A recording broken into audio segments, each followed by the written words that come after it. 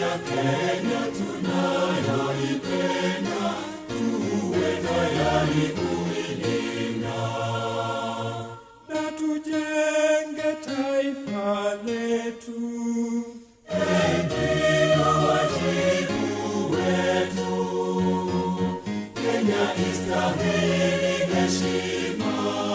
Tuungane mikono pamoja kazini, kila siku tuwe na shukrani.